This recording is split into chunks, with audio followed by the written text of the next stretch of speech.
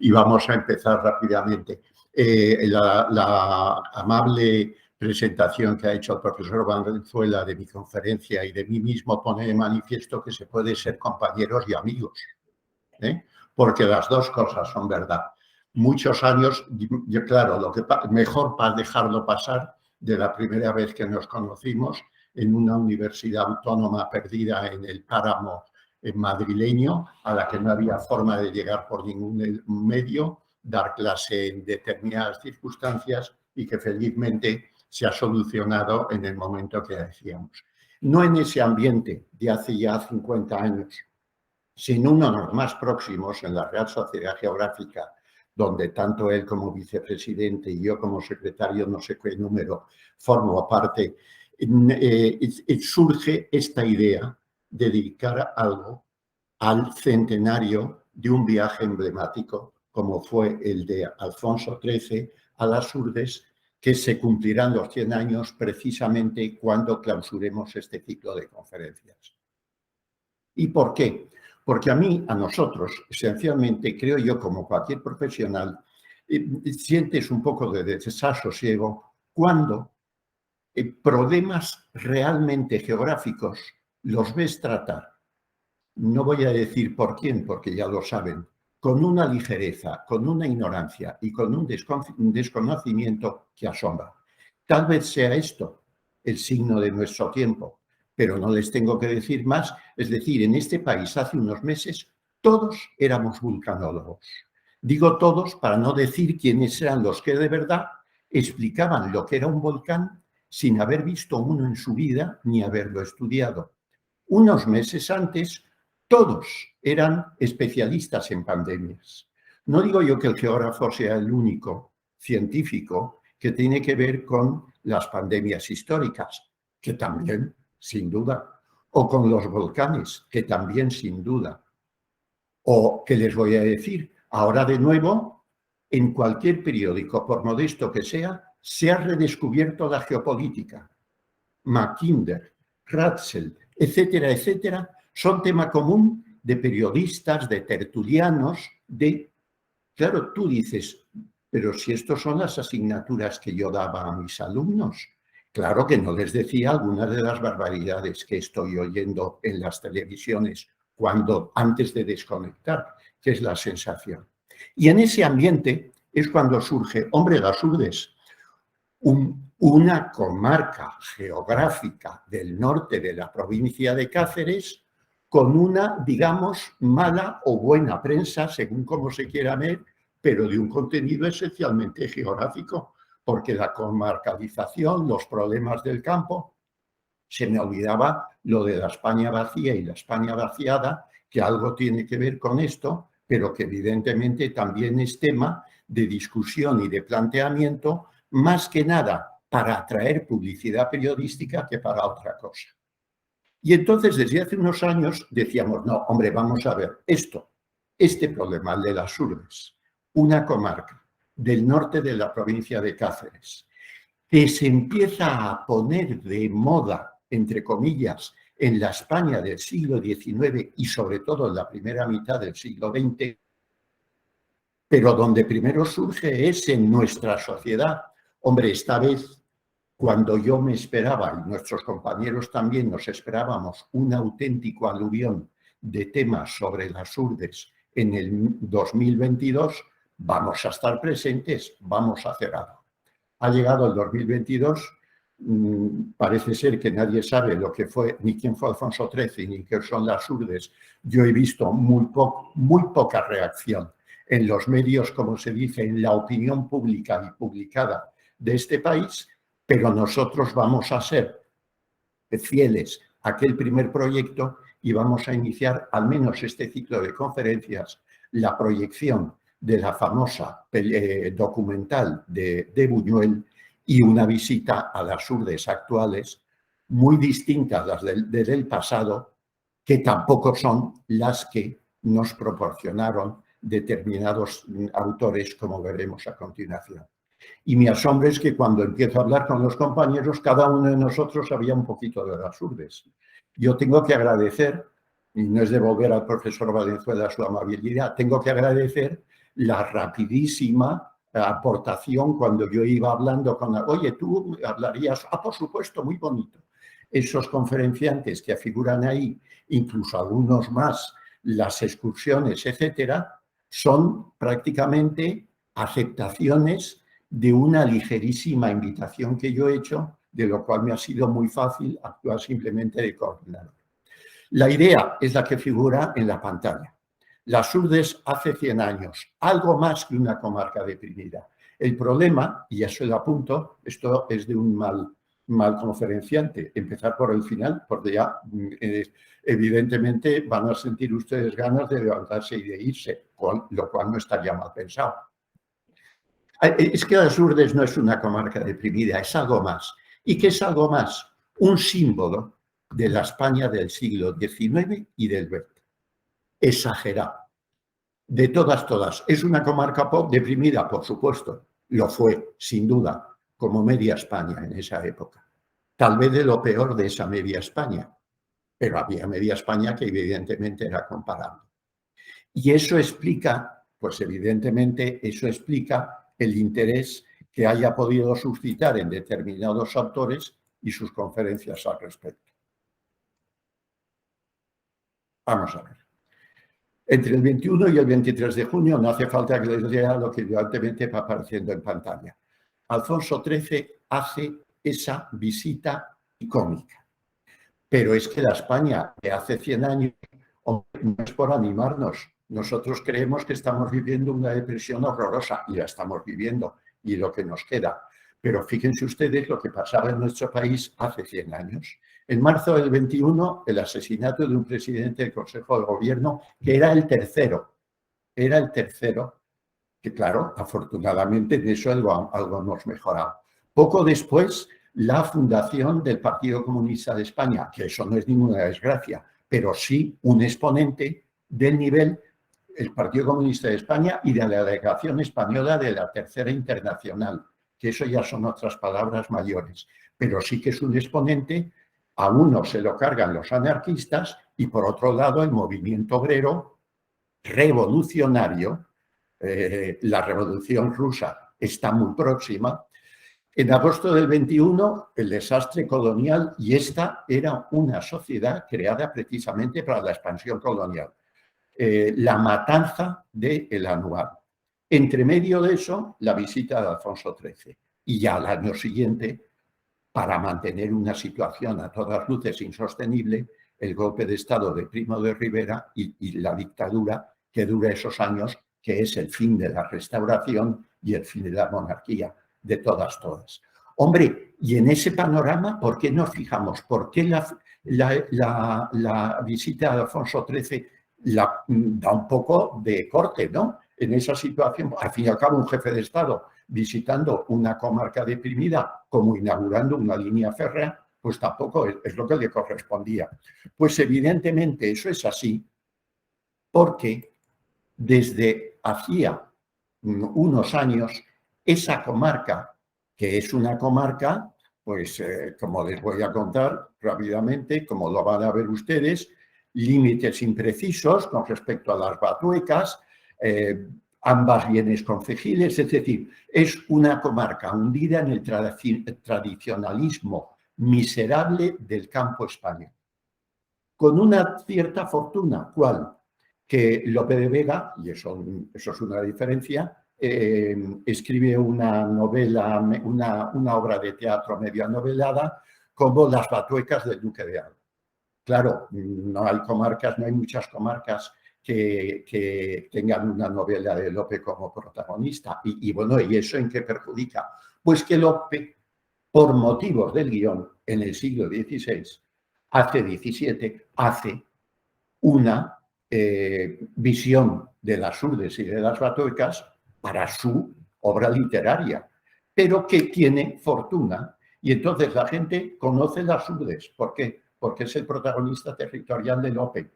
Claro, allí no ha estado nadie, ni en el 17, ni en el 18, ni en el 19, hasta el 20, donde van a estar todos. Pero sin mayor trascendencia y sin mayor problema. Ahí ven ustedes su ubicación, sí, con un detalle. Tanto las Batuecas, que es la que está en Salamanca, como las Urdes, que es la que está en Cáceres, son bienes concejiles de la Alberca, pueblo preciosísimo, pero que era el señor y que tenía, como en tantísimas otras zonas españolas, una situación de dominio que impide a lo mejor, además de la incomunicación, como he dicho, y además de la pobreza del terreno, mejorar la comarca.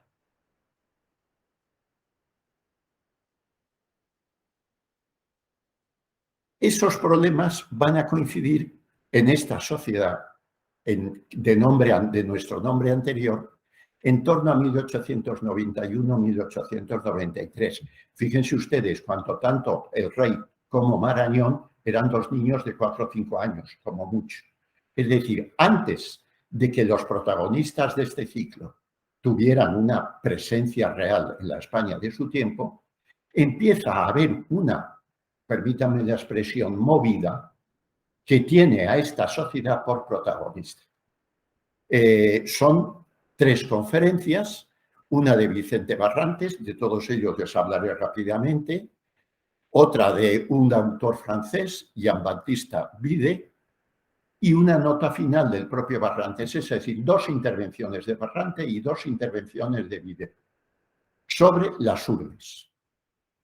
En un ambiente que es lo que me importa subrayar, que va a ser emblemático al respecto, porque no se produce en cualquier momento, sino se produce en un momento y en unas circunstancias donde lo que van a decir unos y otros en esta sociedad va a ser extraordinariamente receptivo. ¿Por qué? Por unas circunstancias de la España del momento, del cual de la Sociedad Geográfica de Madrid, la Sociedad Española de Antropología, el Ateneo, el mismo que sigue funcionando, los periódicos del momento, la Ilustración Española, etcétera, etcétera, eran activos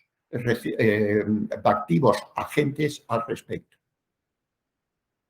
Por eso voy a dedicarme primero, lo vamos a ver a continuación, a dividir la conferencia, que intentaré hacerla lo menos pesada posible, en estos 3 o 4 apartados. Primero, no se puede comprender ni las urdes del siglo XIX ni de la primera mitad del siglo XX sin partir de lo que es la restauración, la que ha sido la revolución del 68, lo que es el regeneracionismo y que son los ansias de reforma. Es decir, la España de hace 140 años, que es poco más o menos de la época que yo estoy hablando, la quiero sintetizar en esos aspectos. La disyuntiva política con la restauración. Bajo la restauración de Alfonso XII englobamos muchos aspectos. Desde Cánovas hasta Martínez Campos, por citar sus protagonistas, pero muchos aspectos. Bajo el manto del regeneracionismo, muchos más. Unos quieren regenerar una cosa y los otros quieren regenerar otra. Incluso las nuevas perspectivas intelectuales, estéticas y científicas. Es una España de extraordinaria actividad intelectual y científica. De 2 docenas de personas entre Madrid y Barcelona, no vayan ustedes a creer más allá, pero evidentemente eso que se está cociendo en los ambientes intelectuales de la España del momento, en las 3 o como mucho 4 ciudades importantes, va a tener su gran importancia sobre la imagen que en esos ambientes tiene el campo español y sobre todo el campo español más supuestamente deprimido, que se llama urbes. Una segunda parte será las conferencias que se pronuncian en esta misma sociedad hace 140 años. Y luego, aunque es saltarme de lo que yo evidentemente me he acotado como conferencias, les hablaré de las urdes de leyenda a símbolo y las urdes de símbolo a paradoja, donde simplemente me limitaría a presentar lo que van a ser el tema de mis compañeros, que van a tratar el problema de las urdes propiamente dicho, no en el 19 ni en la Sociedad Geográfica de Madrid, sino en la España de su momento, sobre todo de los 30 primeros años de ese periodo. Y vamos ya a lo positivo. Primero, la Sociedad Geográfica de Madrid y su ambiente político. La disyuntiva política de la restauración, las preocupaciones socioeconómicas del regeneracionismo y las nuevas perspectivas intelectuales y estéticas. Vamos a la primera de ellas. Vamos a ver, en la restauración supone muchas cosas. No solo supone volver a la monarquía de los Borbones con Alfonso XII, la anécdota que se dice, ¿no? Un muchacho que estaba, la anécdota es de Pemán, que estaba aplaudiendo a Alfonso XII cuando entra en España, por Madrid, por la calle de Alcalá, y un señor le pregunta, muchacho, ¿tanto quieres al rey? ¿Por qué le aplaudes tanto? Dice, uy, eso no es nada para lo que grité hace 5 años cuando echamos a la madre. Bueno, esa anécdota refleja perfectamente lo que es la restauración. La restauración, y me meto en un tema que no es mío, evidentemente, supone la única salida posible a un proceso revolucionario que había llegado a encallar. Pero esa restauración va a tener muchas imágenes y posibilidades. Una utópica idealista, recuperación del tiempo perdido en los años anteriores. Alfonso XII iba a volver, el más famoso manifiesto de Sanjurj, iba a volver no solamente a lo que habíamos perdido con el sexenio, sino a la línea de recuperación española anterior. Otra es más práctica y realista, que dice es preciso antes de corregir los males que nos han llevado a la situación anterior. Eso como panorama general, que tiene en la Sociedad Geográfica de Madrid una clarísima presencia. ¿Dónde? Esto lo ha estudiado nuestro presidente, el profesor Velarde, ¿no? En la inauguración del Congreso Español de Geografía Colonial y Mercantil en 1883 hay la intervención de 2 personajes fundamentales del momento en nuestra sociedad, pero eso suponía en cualquier momento. Primero, nada menos que Joaquín Costa, que es el bozarrón, el oscense que quiere arramplar con toda la situación y recuperar ese tiempo perdido. Un nuevo periodo de florecimiento colonial.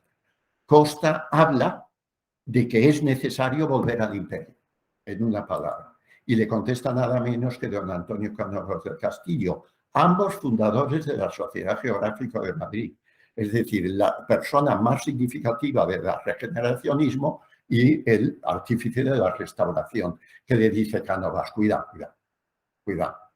Si se ha producido la revolución, y él sabe de qué habla, es porque la cosa en 1868 estaba muy mal.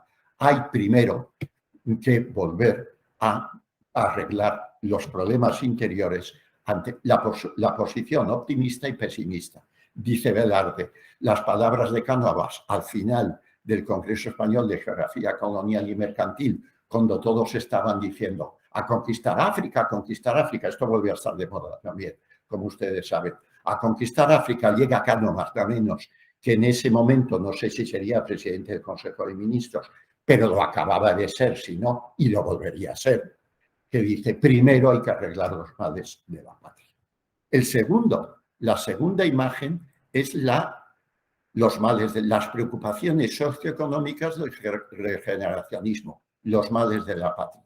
Y aquí tenemos también una conferencia de Lucas Mallada, el autor de la obra emblemática, la mejor representante de lo que es el regeneracionismo, en el que dice los males de la patria, nuestro país es más pobre de lo que se cree por su suelo, clima y hombres. Es decir, vamos a ver, tranquilidad, sí, vamos a regenerar, pero nosotros somos un país condenado. Claro, evidentemente, él da una serie de soluciones que son discutidas en la conferencia. Los males de la patria es un libro emblemático al respecto, pero su esbozo original se da en esa conferencia de la que estoy hablando, el 7 de febrero de 1882, un año antes que la anterior, en las cuales luego los males de la patria se publican en periódico, hasta que luego se hace una edición en libro, ¿no? Nuestro país, ahora bien, al pronunciarlo en la Sociedad Geográfica de Madrid, los principales representantes de la sociedad de aquel entonces, ahí los tienen ustedes, su presidente, Coello, Botella, Fernández Duro, Ferreiro, se oponen. No. Es lo mismo que hemos visto antes, pero al revés. E incluso Torres Campo, digno representante de la institución libre de enseñanza en la sociedad, introduce, muy institucionista él, introduce el tema educativo. Para unos es un problema estructural, Lucas Mallada. Para los otros geógrafos de nuestra sociedad es un problema coyuntural que hay que tener cuidado, pero se puede arreglar. Y para Torres Campo es un problema de educación.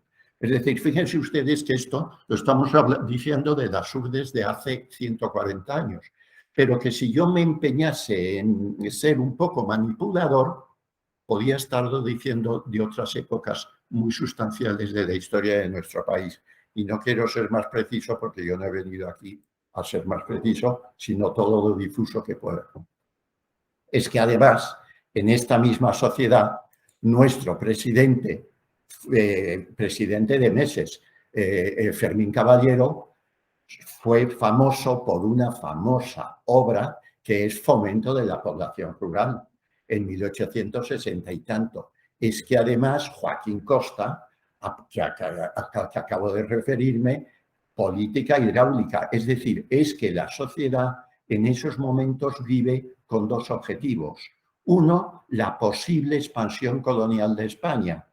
Río Muni, el Sáhara y el Ayun, todas las zonas ahora de nueva actualidad.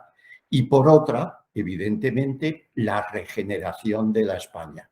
Ricardo Macías Picabea, que junto a Lucas Mallada y el otro es autor fundamental de otra obra esencial, se dio también de alta en esta sociedad por esas mismas fechas. Los nuevos enfoques científicos, y vamos entrando cada vez. Claro, el final del siglo XIX en España, en toda Europa, pero en España estamos recibiendo el impacto del positivismo, empirismo, la cientificidad dirigida a las ciencias humanas. Las ciencias humanas solo son ciencias si son capaces de adquirir el espectro y la orientación y la organización de las ciencias físico-matemáticas. Augusto Comte no les voy a hablar a ustedes. Eso sobre todo es especialmente activo en la cientificidad social y humana española a partir de 1880, la misma fecha que les estoy citando. Luego el krausismo, el neoidealismo, evidentemente que en España tiene una presencia esencial a través de Sánchez Río y de la Institución Libre de Enseñanza. Y luego el historicismo tradicional, la posición más conservadora. Yo tengo que reprimirme la idea de decir que hay una visión optimista de las URDES. Es decir, esto no lo estoy diciendo. Una visión optimista de las URDES, que diríamos así en término corriente y vulgar, que es de derechas, y una posición pesimista de las URDES, crítica, más que pesimista, que diríamos que es de izquierdas. Eso sería un anacronismo, porque ni lo que es de izquierdas ahora era de izquierdas en el pasado, pero para que nos vayamos situando. Entonces, el historicismo es la posición de los elementos más conservadores. Las posiciones positivista, empirista, la cientificidad de los más progresistas, que no es lo que entendemos hoy día por progresista, y hay un término medio que es, acabamos de verlo en Torres Campos, es decir, un término medio que es el krausismo, es el institucionismo, que en esta sociedad geográfica de hace 100 y pico años era muy activa y muy representativa. ¿Y eso qué quiere decir? Pues esencialmente lo he fijado, ya manipulando un poco el mensaje, en dos sociedades de la época. Podíamos haberlo hecho en periódicos y podía haberlo hecho en conferencias del Ateneo de Madrid. Pero vamos a ver, Sociedad Geográfica de Madrid, fundada en 1876. Lo que le digo lo saben ustedes porque son la mayoría miembros de esta misma sociedad, sobre que de unos pocos años después. Sociedad de expansión colonial, conocimiento del territorio tanto del país como de la colonia, gran dedicación a la cartografía, Coello es el presidente, enseñanza de la geografía como exigencia patriótica, ¿quién lo diría? Posibilismo, historicismo, y es sobre todo una sociedad de ingenieros, de políticos, de profesores y de historiadores. ¿Y qué va a aparecer en el otro extremo de la transparencia? Pues la Sociedad Antropológica Española, creada antes, fíjense, 1876 ya estamos en la Restauración, 1865 estamos a finales del reinado y al principio todo lo contrario. Esta, así como las características de la Sociedad Geográfica de Madrid son mías, porque evidentemente algo he dedicado a eso, las de la Sociedad Antropológica Española es de un prestigioso investigador de la ciencia que es Puig Samper. Pero yo las he visto tan claras que lo cito en mi trabajo, evidentemente, y lo quiero decir aquí y las reproduzco. ¿Qué es la Sociedad Antropológica Española? Pues antropología física, sobre todo sus miembros son médicos. Positivismo, la raza como objeto de estudio. Es decir, ¿cómo la antropología es ciencia física? Pues estudiando la raza. Como un físico, un matemático puede estudiar el átomo. Ellos estudian la raza. Clasificación de las razas, variedad y origen, influencia de la civilización en las condiciones físicas, morales e intelectuales del hombre. Y por último, razas aborígenes de la península ibérica. Claro, ahí ya hay un divorcio total. Divorcio que yo quiero plantear previamente a lo que luego va a ser. Pongan ustedes en medio las Urdes y las Urdes va a ser la comarca que cada uno va a estirar, como en el famoso cuento, cada uno hacia su sitio. Y claro, la idea de las Urdes no, la idea de las Urdes, indudablemente en estas circunstancias, se va a desmembrar y va a dar lugar a otras muchas cosas. Los gustos estéticos, hombre, esto parece que me voy, no son de... Es que también la estética va a tener una presencia fundamental en la transmisión de la imagen, en los periódicos, en los cuadros, etc. ¿Y cuáles son? Especialmente un tema que es un tema muy icónico. Es decir, aquí sí que una imagen va a decir más que 1000 palabras. No tienes más que poner la imagen de un urdano con cara de esquizofrénico para que inmediatamente la gente comprenda lo que estás queriendo decir, aunque lo que estés queriendo decir es falso. Hay, evidentemente, siguiendo eso, tenemos dos grandes tendencias, tres tal vez, pero la tercera, ahora les diré, la he eliminado porque no responde. O bien el historicismo tradicional del momento, la expansión, la confianza en la expansión de la España que mira hacia el imperio como proyecto de futuro. O bien la estética de la llamada de España negra, que hay ustedes, Zuloaga, Regoyos. Todo ello ocurre sobre todo en el siglo siguiente, pero ya se está prefigurando en esos momentos. Muchos de estos campesinos, pues, podían pasar por imágenes de urbanos. Ni Regoyos ni Zuloaga lo pretenden que lo sea, pero se va a imaginar. Entre medio estaría el impresionismo intermedio de los niños de Sorolla, etcétera, etcétera, pero que evidentemente aquí no hacen nada de eso. Sentados los antecedentes de esta situación, vamos a ver los orígenes de la polémica, es decir, vamos a ver cómo se produce el fenómeno en la Sociedad Geográfica de Madrid. El origen de la polémica, Madoz, Martín Santibáñez, González de Velasco, ahora les digo quién son todos los señores, y la postura de nuestra sociedad, las conferencias de Barrantes y Vide. Vamos a ver, el origen de la polémica. El origen de la polémica, pues, todavía más. Para que tenga un origen más geográfico aún, es donde evidentemente yo tengo los sesgos. Algunos de los compañeros en sus conferencias me matizarán, cuando no me criticarán y con mucha razón. Pero yo a la idea fundamental que les quiero llevar, que es que las Urdes es un pretexto que estuvo en el momento oportuno y en el sitio adecuado. Esa sería, con esto ya prácticamente les he dicho todo. Y es a donde te pretendo sesgar. ¿Y por qué don Pascual Madoz? Nada menos, es decir, el autor de la obra geográfica más importante del siglo XIX, de orientación ideológica clarísima, etcétera. Porque en su diccionario, que sin duda es la obra, vamos, ¿quién puede muchos siglos después, tantos no, muchos años después, decir que no ha recurrido para sus investigaciones a Madoz? Bueno, pues don Pascual Madoz, cuya obra fue uno de los primeros éxitos editoriales de España, es decir, no solamente por su valor científico, sino fue una empresa editorial que esa naciente burguesía culta que se está produciendo en el país, toda ella tenía que tener el Madoz.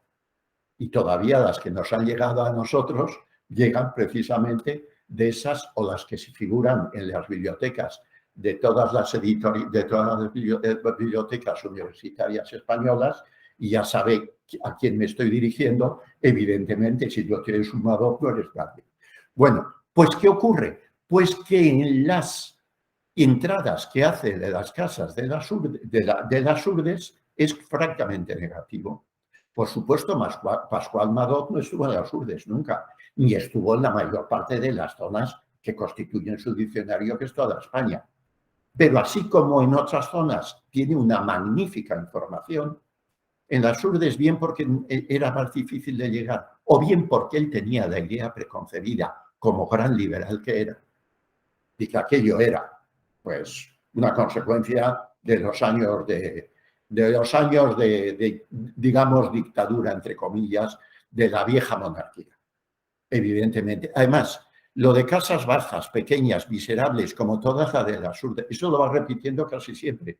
Es decir, las personas habitan con los animales domésticos y de labor y beben del mismo agua. Hombre, claro que en las urdes había casas bajas, pequeñas y miserables, y otras que no eran tan miserables y otras que eran mucho mejor. Y que las personas habitaban con los animales, por supuesto, no todas. Había algunas que evidentemente vivían en otras circunstancias, pero él lo dice de todas. No hubiera pasado nada porque tampoco es tan grave, es decir, no es que esté queriendo salvar la responsabilidad de Madoz, sino sencillamente que él pudo que no la tuviera, si no fuera porque el segundo personaje fundamental de la historia, don Pedro González de Velasco, un médico ginecólogo famosísimo en la España del momento, antropólogo, físico, creador del Museo Nacional de Antropología y uno de los fundadores de la Sociedad Española de Antropología. De todas, persona muy conocida y con una historia que omito.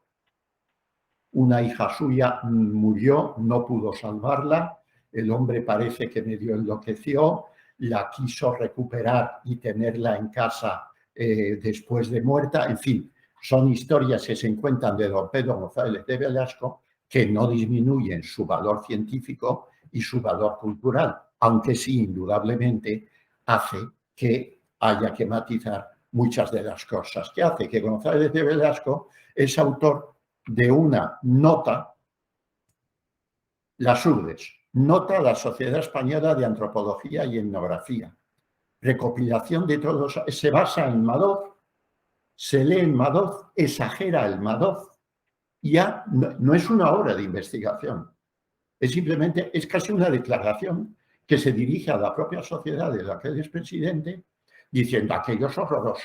Les pongo, por ejemplo, algunos textos de esa nota. Esa nota no las he contado, pero no tiene más de 10 páginas. Es esta. Las urdes, nota de la Sociedad Española de Antropología, en donde dice cosas como la siguiente. No necesitamos, vamos a ver, piensen ustedes que esa es una sociedad que todos se conocían. Les he dicho 2, 3 docenas de científicos, de todas, vamos a llegar a 100. Todos se conocían y todos coincidían en el Ateneo o en la inauguración del curso en la Universidad Central o en las conferencias de una sociedad o de otra. Bueno, pues la primera en la frente. Para empezar, en su nota dice, no necesitamos formar parte de la Asociación Geográfica.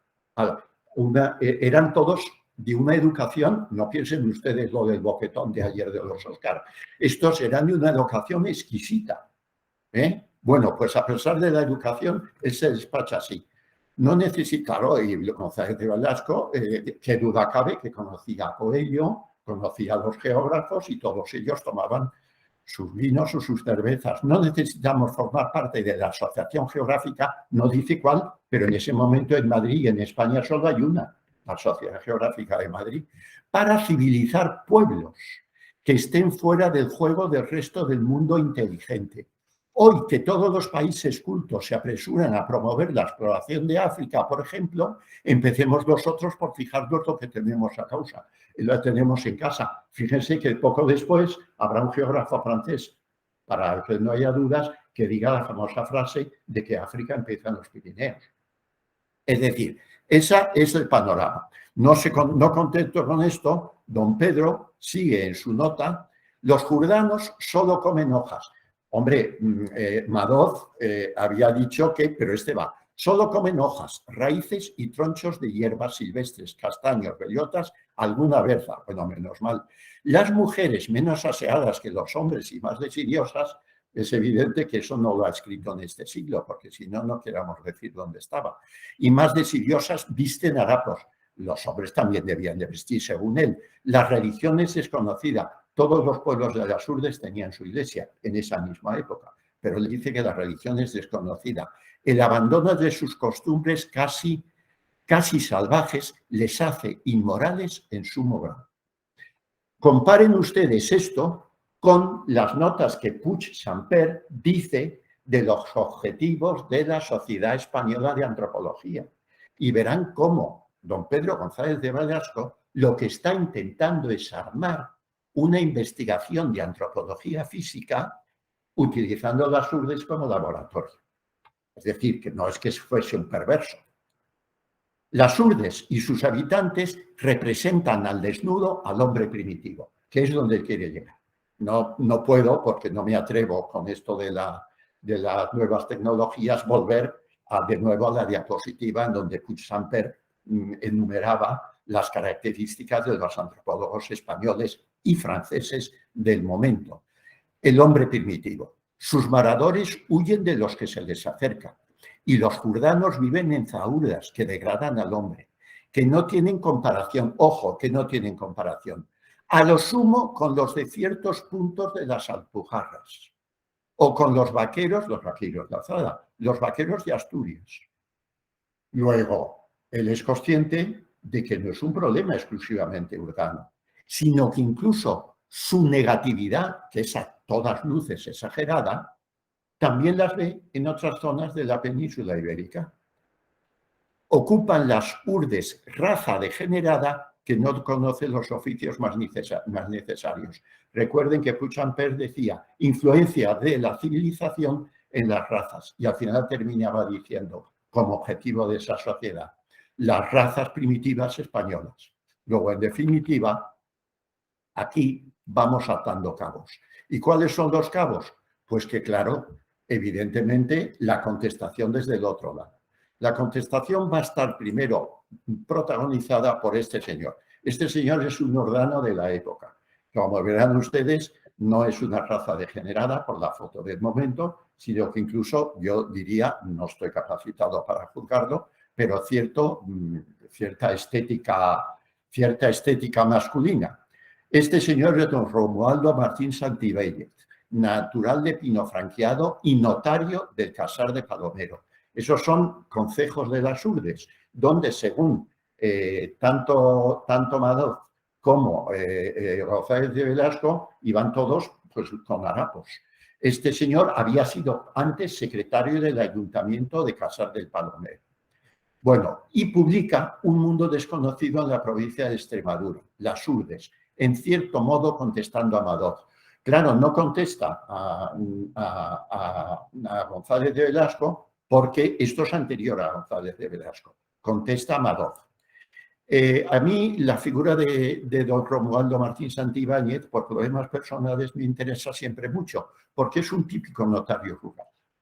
En la España de la primera mitad del siglo XX y finales, la ley del notariado es de 1860 y tantos, que es la que crea un cuerpo de altos funcionarios del Estado, que los que estaban en ciudades, bien, pero los que estaban en pueblos eran como una presencia activa de un personaje que el Estado ponía al servicio de ese medio rural para solucionar sus problemas jurídicos más elementales, pero también, como ahora veremos, como funcionario público cualificado, consejero en un mundo rural en crisis, al que entienden por su origen e interpretan por su cultura jurídica.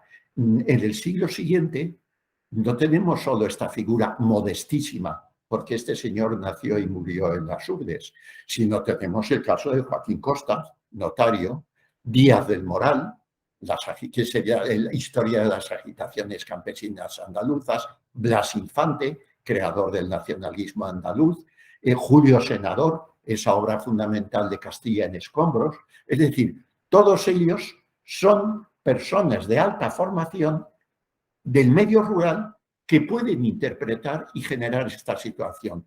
Y claro, este señor, en vista pues de todo, dice en su obra, Don Romualdo, en un mundo desconocido de la provincia de Extremadura. En vista pues de todo es después de haber leído lo que Madoz dice de los pueblos donde él está viviendo. Dice, formé el irrevocable propósito de escribir unas memorias de las Hurdes, tan pronto como tuviera fuerza para deshacer tantos y tan crasos errores, dando a conocer lo que fueron, lo que son y lo que pudieron ser. Santibáñez había escrito unos manuscritos que no llegaron a publicarse, que yo no he podido, ni pues sería muy superior al proyecto, a esta conferencia, compararlos con la obra que publica, que esta sí que está publicada. Unos manuscritos, del cual hay uno en el Fondo Barrantes del Monasterio de Guadalupe y otro parece que está en la Academia de la Historia. Dice, había escrito que se llamaban las Hurdes, o lo que estas fueran, lo que son y lo que pueden ser. Fíjense que es lo mismo prácticamente que ha dicho en el párrafo anterior. Que había enviado a Vicente Barrantes, de ahí que esté en Guadalupe en el fondo de la biblioteca de Barrantes. Este debió de promover su publicación en una revista, La Defensa de la Sociedad, de orientación moderada, de la que Barrantes era colaborador.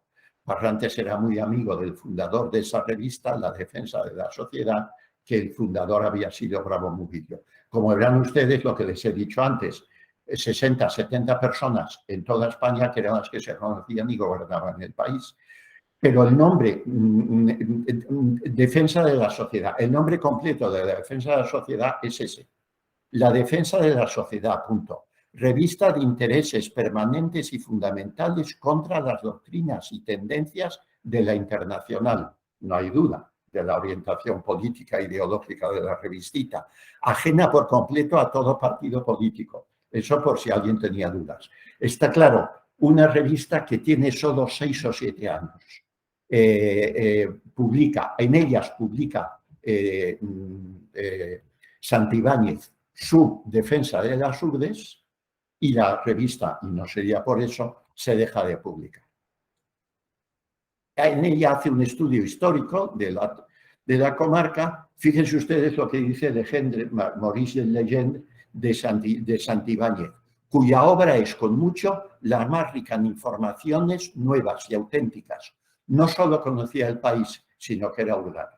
Es decir, tiene que ser un francés, aunque prácticamente don Maurice era prácticamente español, el que sepa valorar para fundamental. Pero ¿qué pasa? Pues que bien sea por mérito de la revista en donde estaba publicada, bien sea por la personalidad de González de Velasco, nadie lee a Santibáñez de momento. La obra de Santibáñez está durante años prácticamente desconocida, sobre todo por el hecho de que se publica en una obra que poco después, en una revista que poco después se anula. Y durante esos años 80, el problema de las Hurdes sigue creciendo. ¿Dónde? En los periódicos de Madrid, en el Ateneo, etc.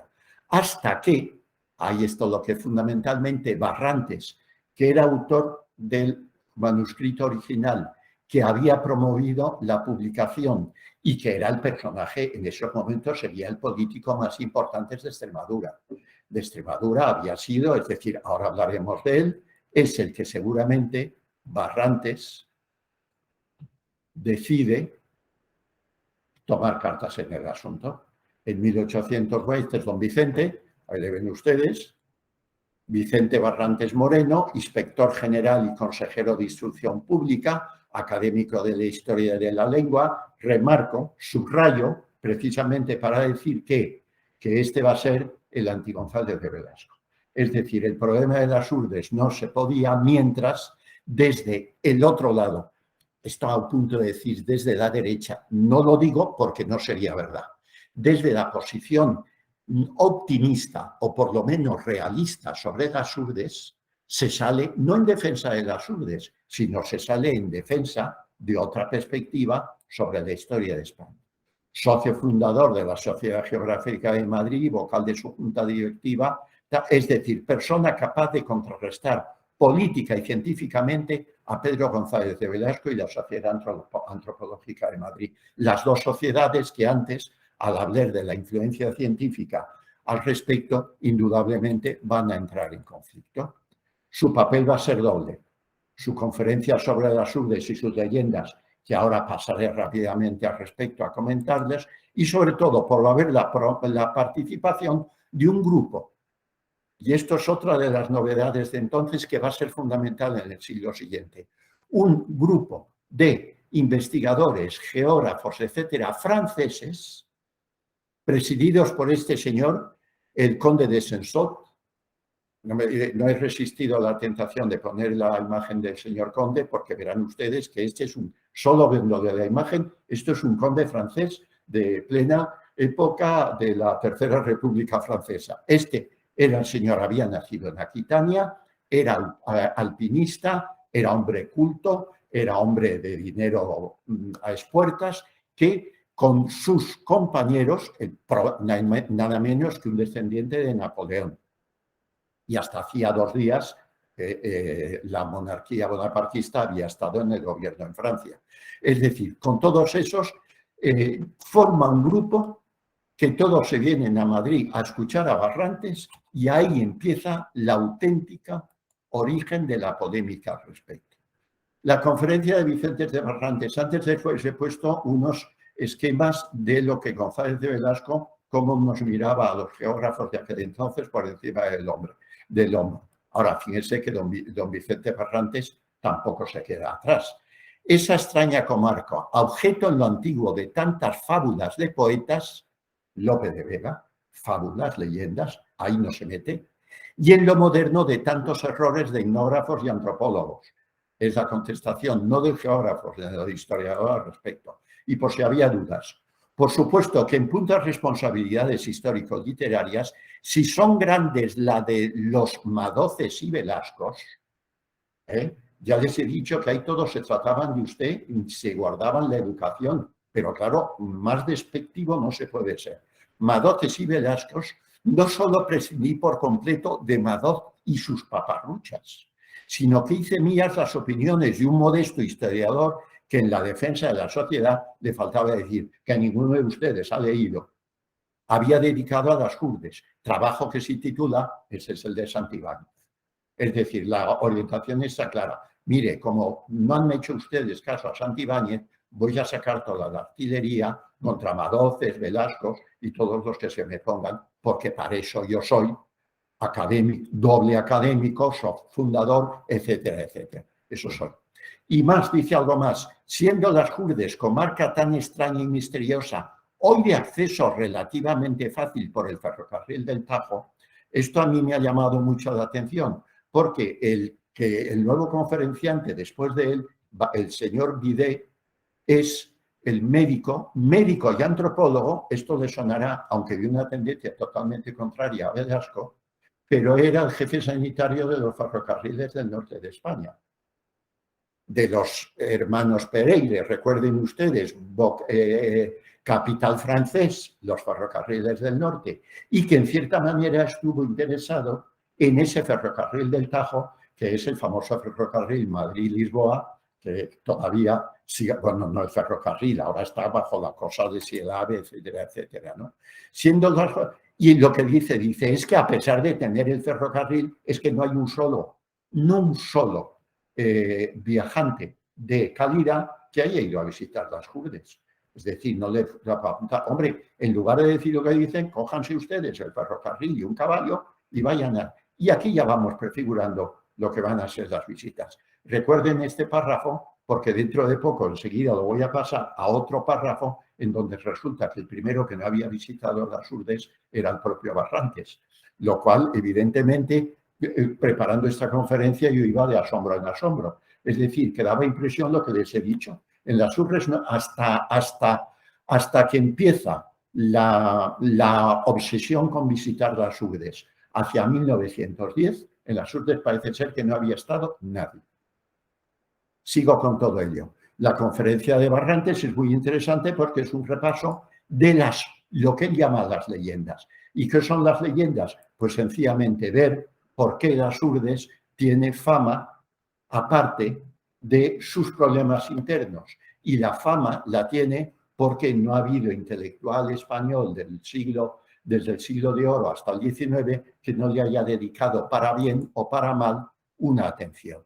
Es decir, es crítico con Feijóo, alaba mucho, y además esto es muy bien para estudiar a las Urdes porque nos va dando unos criterios muy cualificados de cuáles son las memorias de la Rúa, como no podía ser de modo, las pone muy bien, etcétera, etcétera. El viaje no les voy a cansar más, porque evidentemente un año y medio después se produce la segunda de las conferencias de ese médico francés que había asistido a la conferencia de Barrantes, invitado, y del conde de Salsot, este no ha dado ninguna conferencia, del príncipe Bonaparte, es decir, de todo ese grupo de franceses. Jean-Baptiste Ibere, médico y antropólogo francés, servicio sanitario, etcétera, lo que voy diciendo. Se interesa de las Urdes por distintos motivos.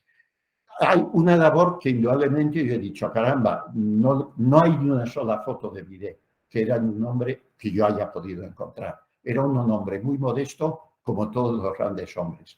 Y una de las cosas que yo le alabo es que, fíjense ustedes, un francés del siglo XIX criticando a Eliseo Reclus y a Vivien de Saint-Martin en un país extranjero por lo que dicen de ese país.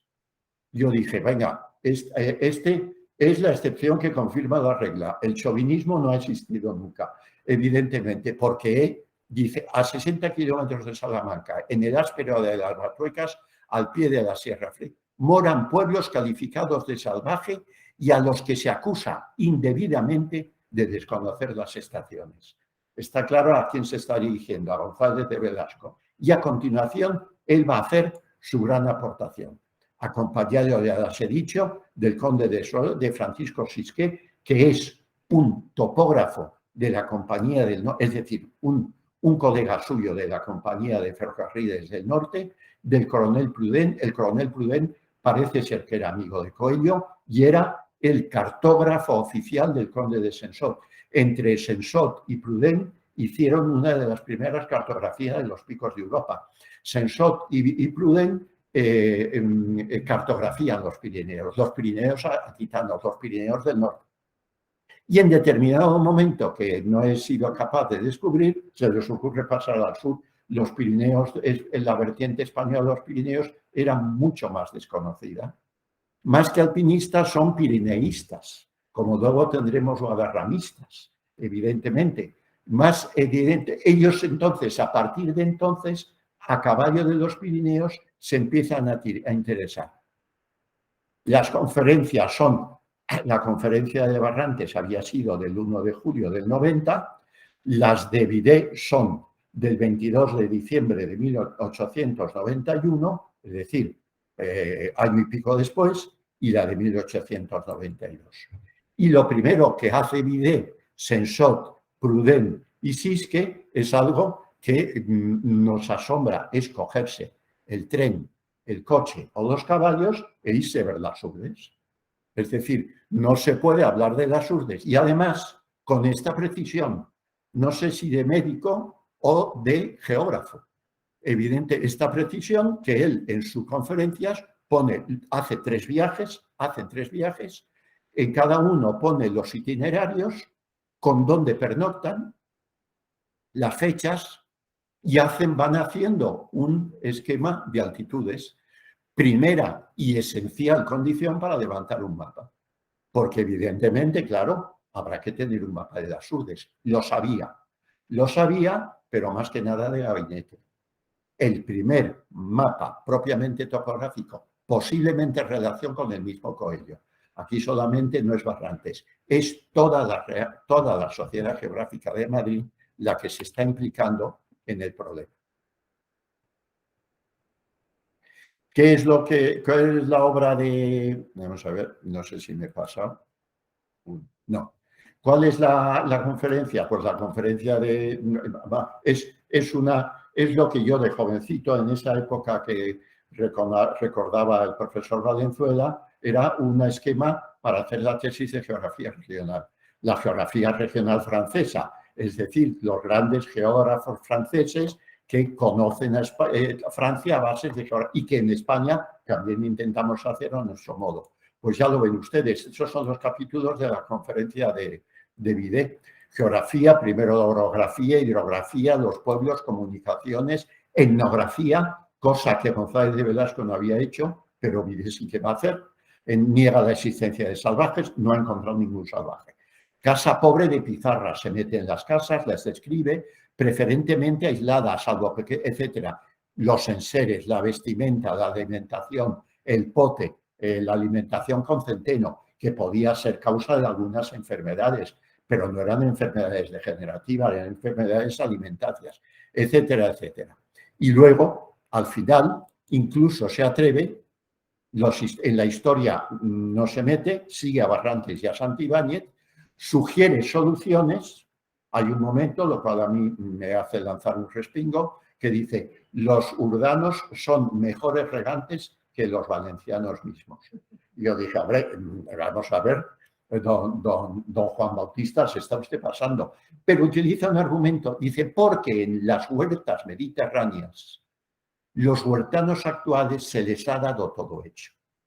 Sin embargo, los urdanos tienen que inventarse cómo pasar el río sin tener canales, si no son los propios árboles, la corteza de los árboles para hacerlo.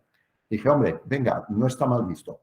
Sugiere soluciones, regadío, tabaco, comunicaciones, educación, sanidad, todo ello mejorando las inversiones públicas.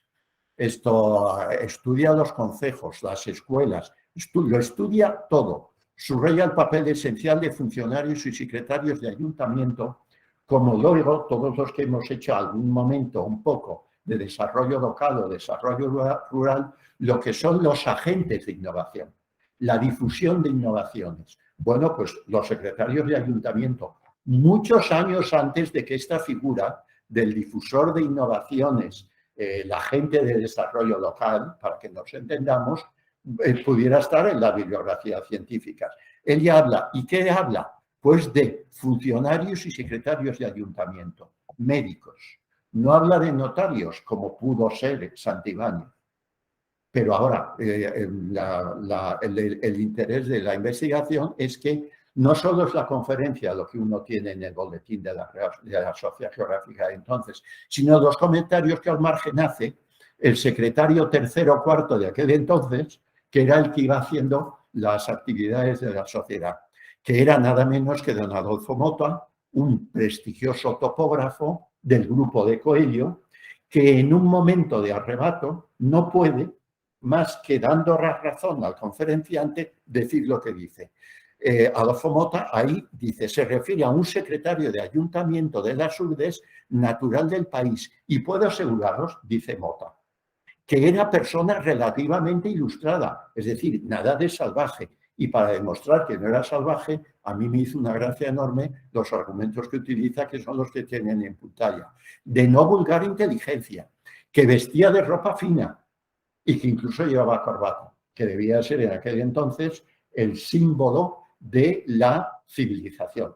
Claro, es decir, frente a la imagen que estaban dando los contrincantes,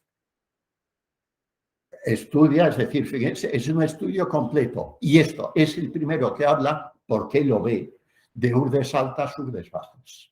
Y es el primero que ve lo que van a esta diapositiva es muy posterior, es actual, ¿no? Pero está viendo los concejos, la zona que ocupan y todas las cuestiones al respecto.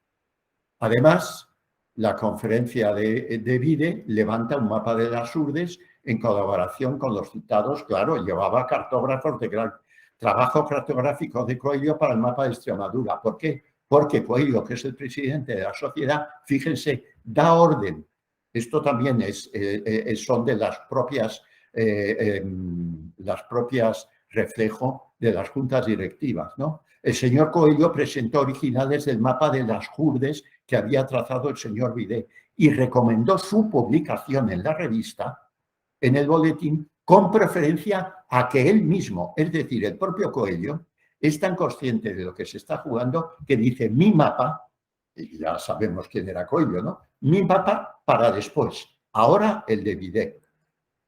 El resultado fue el mapa de las Batecos y las Hurdes, formado por el doctor Tal, utilizando, esto es la leyenda, lo que pongo en negrita, ¿no? Y este es el primer mapa sobre el terreno. Mapas de las Hurdes había anteriores, lo dice, es decir, había en principio el de Tomás López, la Extremadura de Tomás López, donde ahí están las Hurdes, evidente, pero claro, es un mapa, ya sabemos cómo lo demostró mi maestro antes citado, ¿no? Cómo Tomás López trabajaba en gabinete, pocas veces hacía trabajos de campo, ¿no?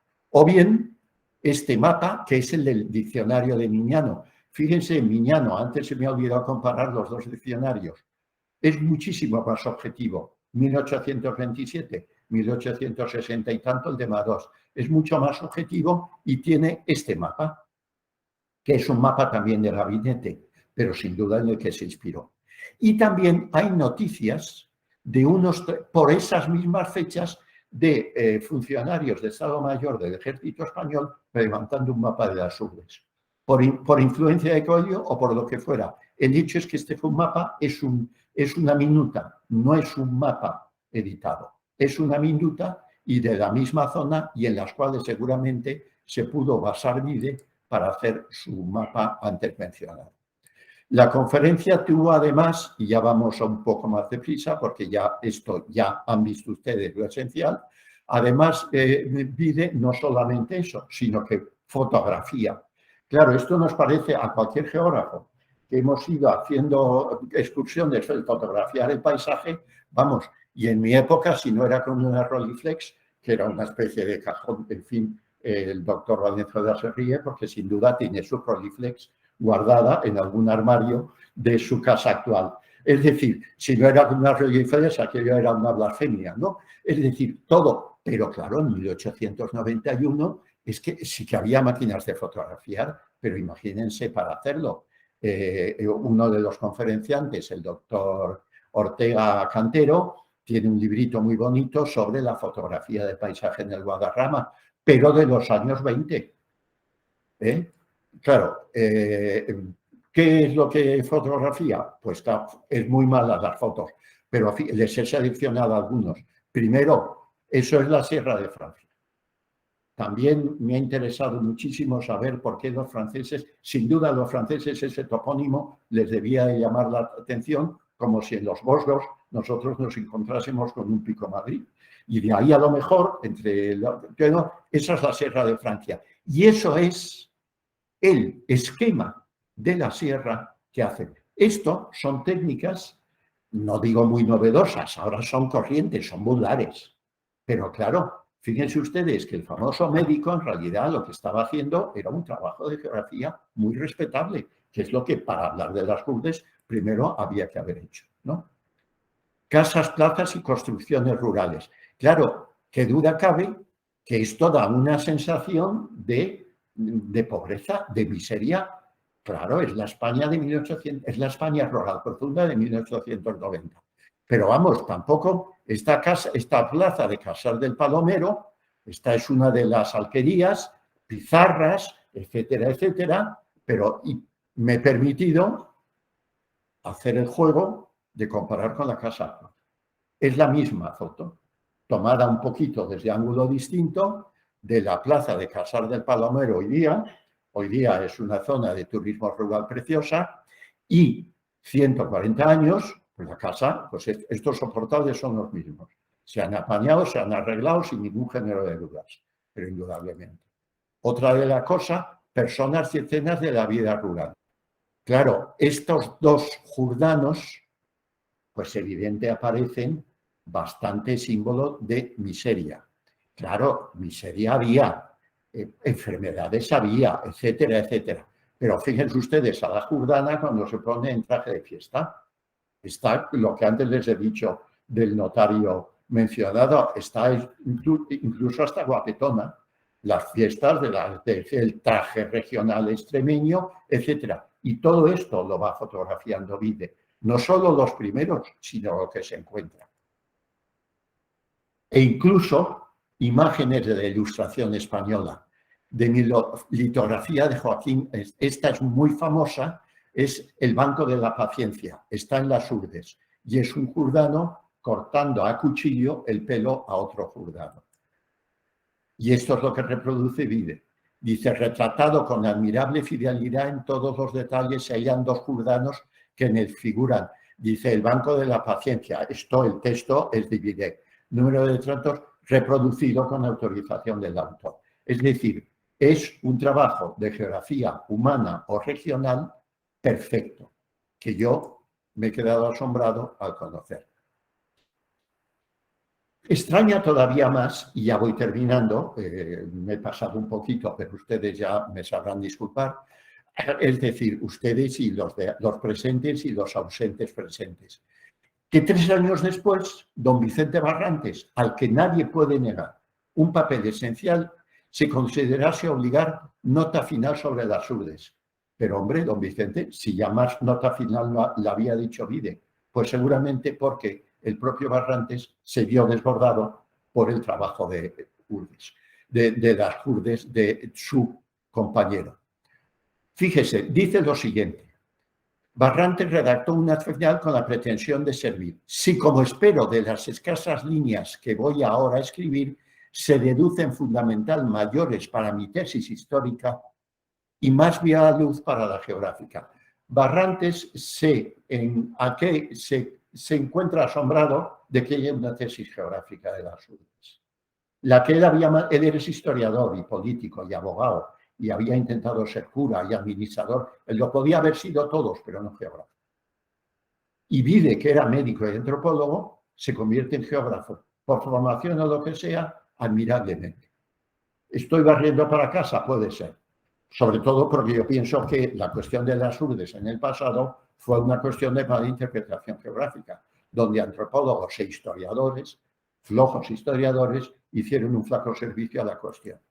Esta última, la verdad, fijémonos, la geográfica, es decir, la tesis geográfica, no la había yo planteado con propósito de innovación ni originalidad. Confesión real, no se le puede negar sinceridad, de que se queda sorprendida cuando lee las conferencias. Porque iban a hacer la visión política e inversiones. Esta frasecita que parece en 1891 sin trascendente, para alguien que sepa un poquito de lo que fue el comienzo del siglo XX, no puede por menos de pronunciar un respingo. Claro, quien lo dice en 1891 no sabía que la cuestión de los Balcanes, lo que él dice aquí, Turquía, y las cuestiones marroquíes, son las que terminarían desencadenando la Primera Guerra Mundial. En 1891 no lo sabía, pero es evidente, fíjense ustedes, algunos de los grabados del momento, Turquía era la desmembración del Imperio Turco. Hoy de nuevo, de lamentable actualidad, Odessa, etcétera, etcétera, la carga de la brigada ligera y todas esas cosas, ¿no? Es decir, la desmembración del Imperio Turco termina en el asesinato del heredero del Imperio Austrohúngaro y, en consecuencia, lo que aquello fue. Y la cuestión marroquí, que afortunadamente van a menos, ahora también tenemos actualidad, porque es que en el enfrentamiento entre Francia y Alemania por el norte de África, aquí viene el Kaiser, es una imagen, ese puño de hierro y un barco, es el Panzer, que es un acorazado alemán que en plena guerra, a punto de estallar la guerra, el Kaiser envía al puerto de Agadir. Ahí no pasa nada, afortunadamente, pero aquí pasa el estallido. Sea como sea, no lo sabía, en 1891 no lo sabía, pero hombre, comparar y decir que las Urdes son para Castilla como para Europa eran dos de las cuestiones más graves, es así en 1891, y que terminarían desencadenando la mayor tragedia hasta entonces de la historia de la humanidad, pues indudablemente era a todas luces una hipérbole desmedida. Y en esa situación, en ese contexto, es cuando, lógicamente, las Urdes se convierten en símbolo de esos problemas. que son los que aquí he intentado sistematizar. En 1908, claro, solucionando el problema, solucionando la metáfora, ¿se va a solucionar el problema? Pues es lo que se van, lo mejor del país de la época, se van a poner manos a la obra.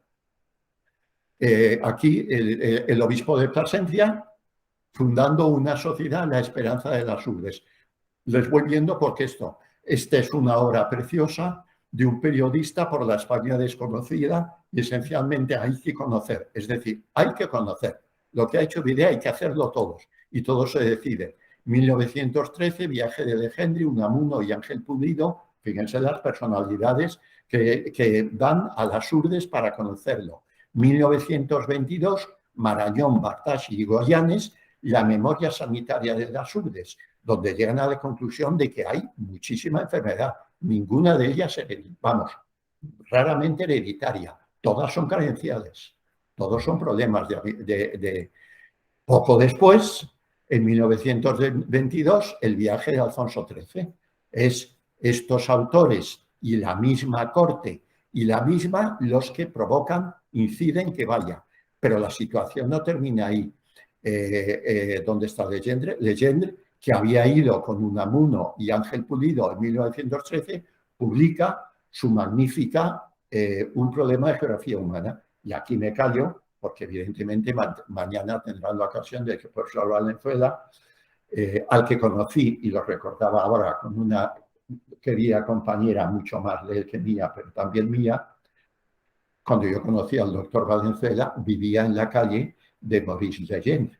Díganme ustedes si esto no estaba preparado, evidentemente, ¿no? Y luego, en 1932, uno de los iconos, para bien o para mal, la famosa documental de Buñuel sobre las Urdes, Tierra sin pan, de las cuales nos hablará también la profesora Ortega Gálvez, y intentaremos hacer la publicación, la retransmisión que son media hora, 20 minutos, que indudablemente es muy significativa al respecto. Termino, se lo prometo. Esto ya saben, dicen, este miente más que habla. Y ello ocurre, es decir, de símbolo a paradoja. Y la paradoja, a más, y es para dejar la conferencia abierta, ocurre cuando precisamente no solamente se está abordando el problema de las Urdes, nace una auténtica política agraria y rural en la España del momento. Fíjense aquí, unas fechas y unas imágenes. 1879, un año antes de las conferencias que les he dicho, sobre todo del trabajo de Santibáñez y la de González de Velasco. La centenaria Ley de Aguas de 1879. Centenaria porque duró hasta la nueva Ley de Aguas, que es del gobierno de Felipe González.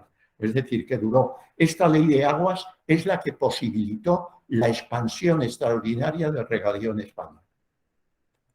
No solo eso.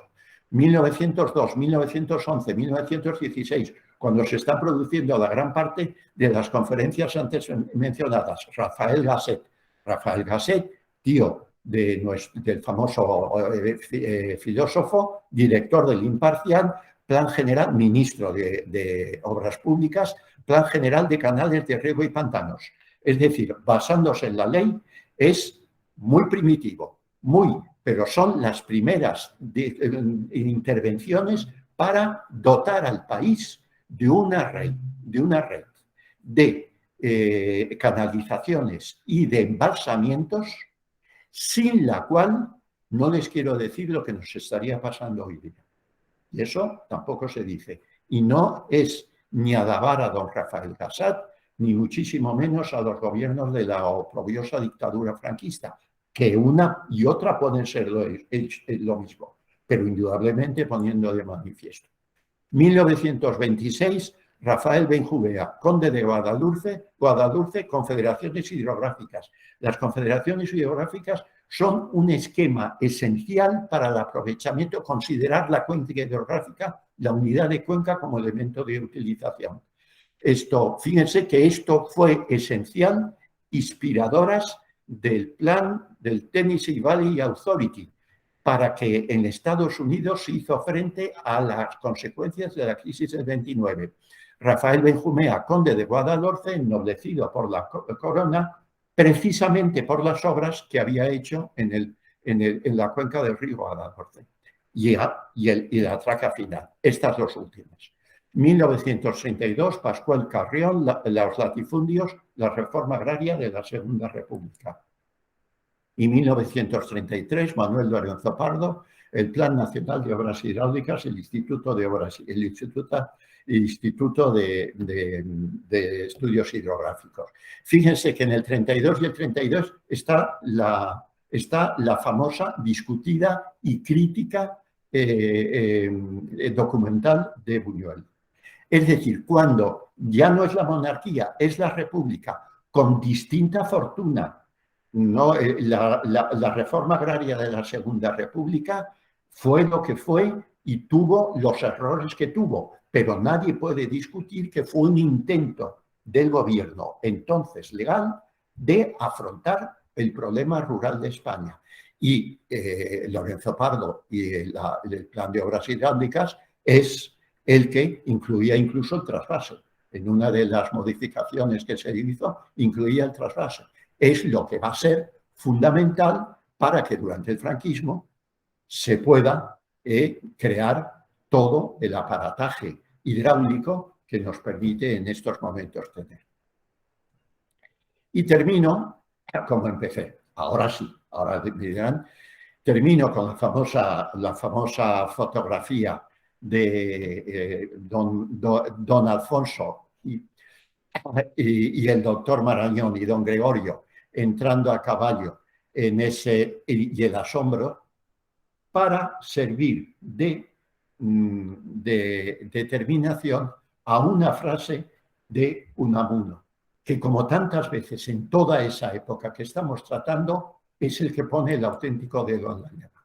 Dice Unamuno en Andazas y Visiones Españolas, que es consecuencia de su viaje a las Urdes con Legendre y con Pulido. Dice, las Urdes o Jurdes tienen de antaño, esa es la discusión fundamental de Barrantes. La gran apartación de Barrantes es que no digamos Jurdes, digamos Jurdes. Y Unamuno dice, Urdes o Jurdes, a mí me da igual. Tienen de antaño el prestigio de una leyenda, por supuesto. Y cuantos van a ellas, van, desen o no clara cuenta de ello, a corroborar y aún exagerar la tan leyenda o a rectificarla. No puede haber mejor definición de lo que hasta entonces ha sido. Y dice de él mismo, y no creo haber estado libre de tal sentimiento. Él también va a las Urdes buscando una leyenda, a corroborarla, en su caso a rechazarla, o a rechazarla. Pero eso es en definitiva lo que fue las Urdes, lo que ha sido las Urdes en la historia de España y lo que explica la incógnita que a mí se me planteaba en la segunda diapositiva. ¿Cómo era posible que en 1922, con el asesinato de un primer ministro, con el desastre de Anual, con la etcétera, a punto de proclamarse la dictadura mediante un golpe de Estado, etcétera, nos fijásemos en aquel acontecimiento? Porque es que aquel acontecimiento era equiparable en el imaginario popular a todos los otros acontecimientos que se estaban produciendo. Muchísimas gracias por su atención, perdón por el rollo, pero bueno, con permiso del doctor Valenzuela, queda inaugurado este título.